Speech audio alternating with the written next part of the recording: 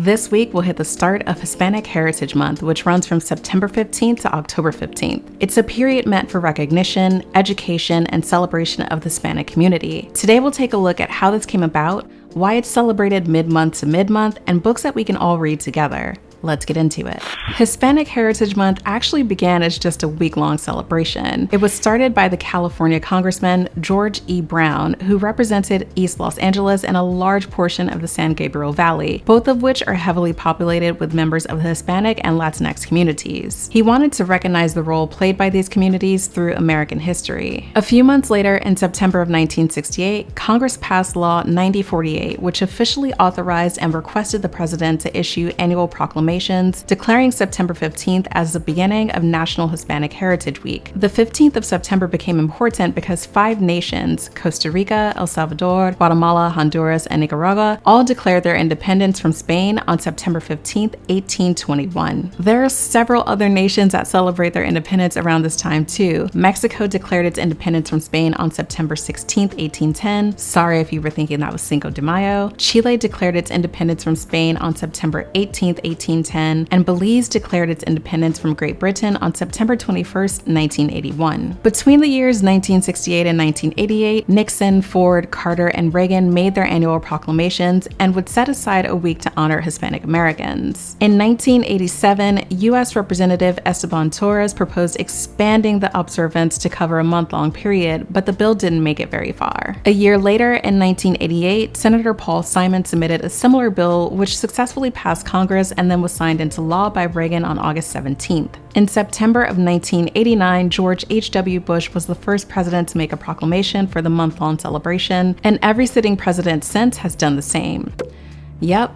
Even this one, despite ending DACA, which the Supreme Court later blocked, saying that Mexico is bringing drugs, crime, and rapists to the US, and calling some unauthorized immigrants animals, which he doubled down on, by the way, but I digress. Hispanic Americans have made their mark across the country in virtually every aspect of American life. Hispanics are leaders in government, like Representative AOC and Supreme Court Justice Sonia Sotomayor, in business with leaders like Daniel Lubetzky, the CEO of Kind, and Michelle Ferreira, the global brand president of Clinique, in sports with athletes like Oscar de la Hoya and Lori Hernandez, and in music with artists like Celia Cruz and Selena. There's so many more here, I could really go on forever. That list that I just rattled off included people who identify as Puerto Rican, Cuban, Mexican, and sometimes the intersection of that and American. It's important to note that Hispanic is an umbrella term lumping together roughly 62 million people with complex identities and backgrounds, and was born as a result of the US Census? The 1960 census and those prior really only had 2 options for race, white and Negro. So Mexicans, Cubans, Puerto Ricans, they didn't really have an option that best represented them. Activists began lobbying the US Census Bureau to create a broad national category that included these communities, and the result was the creation of the term Hispanic. That was first introduced in the US Census in 1970. Hispanic became the term because they thought that it would be well known since it was linked to the word Hispanio, but really it was chosen because it was seen as more American, which is ironic given that it's a term used to describe people from Spanish-speaking countries, but again, I digress. I'll leave links down in the description to resources that go into more detail about the difference between Hispanic and Latino and Latinx, as well as links to some of the marketing campaigns from the 70s and 80s targeted toward the newly formed group, encouraging them to fill out the census. Celebrations for Hispanic Heritage Month take place all across the US, and there are a lot of options here for us to take part in, like patronizing Hispanic-owned businesses, attending local cultural events, seeking out volunteer opportunities with Hispanic-led organizations, and of course, through media, my favorite being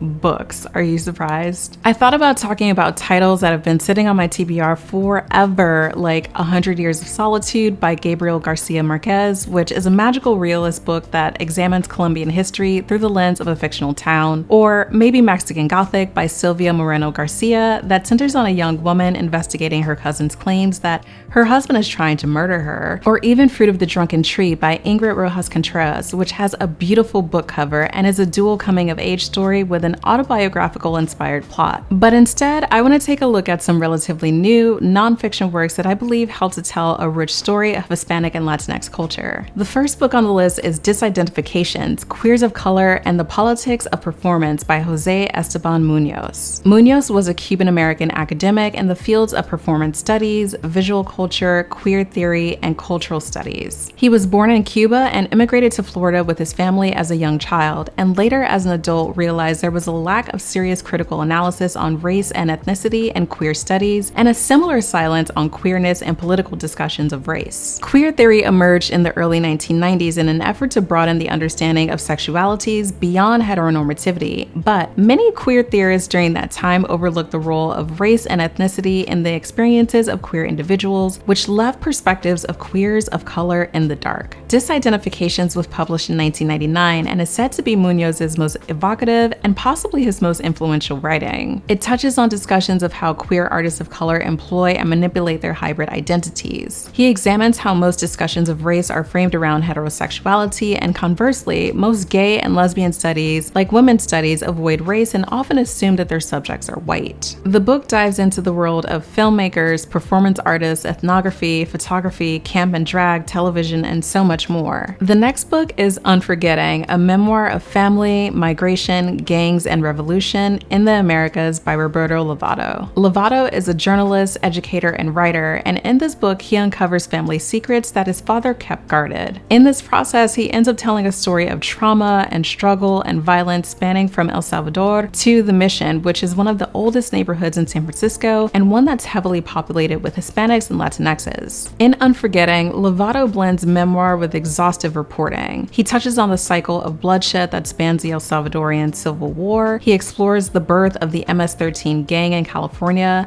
as well as the exportation of gangs to Central America. We also learn quite a bit about Lovato's background too. He talks about his holidays visiting family in El Salvador, how he was briefly a born-again Christian, how he worked for non-governmental organizations in both countries, how he joined the opposition as an urban commando late in the Salvadoran Civil War, and how he later witnessed, as a journalist working for the Boston Globe, the exhumation of mass graves. I'm excited to read this because I had no idea that the US put El Salvador on the path to becoming one of the longest standing military dictatorships in the Americas, nor that in the early 80s, Reagan was pouring billions of dollars of economic and military aid into the country. Also, what is this family's secret? The last book on the list is Postcolonial Love Poem by Natalie Diaz. Diaz is a linguist and associate professor of English at Arizona State University. She's half Mexican, half Native American, and was born and raised in Needles, California, in the Fort Mojave Indian tribe village. Postcolonial Love Poem is her second collection of poems, and in it she examines how we center the perspectives of BIPOC, or Black, Indigenous, and people of color, who were colonized instead of the Western European colonizers themselves. Diaz's poems explore Native American culture, mental illness,